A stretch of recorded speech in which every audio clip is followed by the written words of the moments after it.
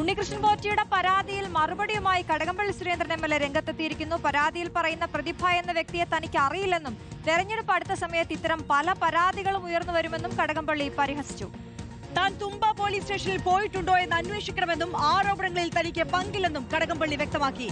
ഗോപാൽ ശിലാസനൽ വിശദാംശങ്ങളുമായി ചേരുകയാണ്. ഗോപാൽ, താൻ പുറത്തിറങ്ങുന്നത് തടയാൻ, തന്നെ വീണ്ടും ജയിലിലാക്കാനുള്ള ഒരു ശ്രമമാണ് കടകംപള്ളിയുടെ ഭാഗത്തു നിന്ന് ഉണ്ടാകുന്നത് എന്ന ഗുരുതരമായ പരാമർശം ഉൾപ്പെടുത്തിക്കൊണ്ടാണ് പോറ്റി പരാതി നൽകിയിട്ടുള്ളത് എന്നുള്ളത് ഏറെ ഗൗരവതരമായ വിഷയമാണ്. ആ വിഷയത്തിൽ ഇപ്പോൾ കടകംപള്ളി സുരേന്ദ്രന്റെ മറുപടി എങ്ങനെയാണ് വരുന്നത് ഗോപാൽ? കടകംപള്ളി സുരേന്ദ്രൻ ഈ ആരോപണത്തെയും പരാതിയെയും നിരുപാധികം തള്ളിക്കളയുന്നു എന്ന് വേണം പറയാൻ.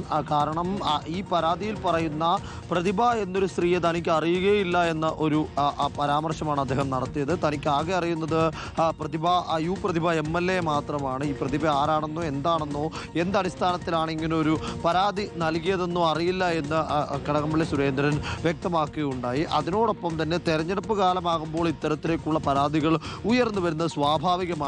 അതിനെ ആ തരത്തിൽ അർഹിക്കുന്ന അവജ്ഞയോടുകൂടി തള്ളിക്കളയുക എന്നത് മാത്രമാണ് ചെയ്യാൻ കഴിയുക എന്നും കടകംപള്ളി വ്യക്തമാക്കുന്നു. അതിനോടൊപ്പം അദ്ദേഹം ഈ പരാതിയിൽ പറയുന്ന മറ്റൊരു ആരോപണമുണ്ട്.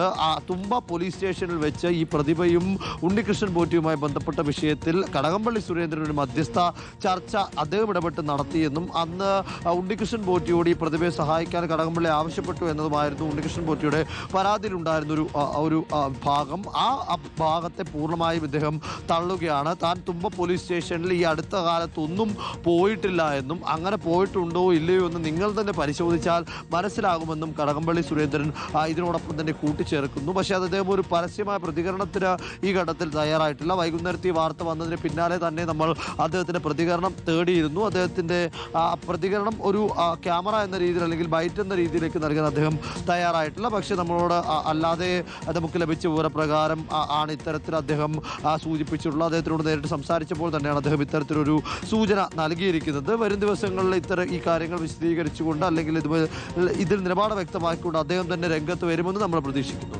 ഓക്കെ, ഗോപാൽ ശിലാസനിലാണ് വിശദാംശങ്ങൾ നൽകിയത്. എന്തായാലും പോറ്റിയുടെ പരാതി പരിഹസിച്ച് തള്ളുകയാണ് കടകംപള്ളി സുരേന്ദ്രൻ.